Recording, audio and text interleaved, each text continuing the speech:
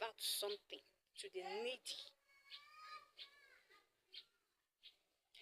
Put a smile on a broken heart. Give your joy. It is very important. This is the purpose for the season.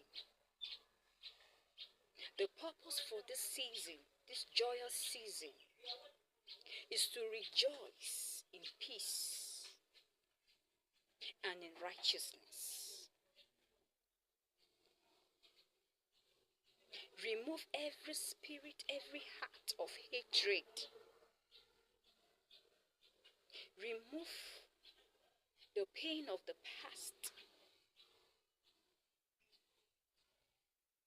Let the love of Christ, the birth of Christ, reflect in your heart to purge away all forms of hatred, grudges,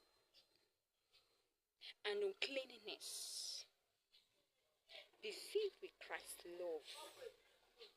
Only with this will you be able to give out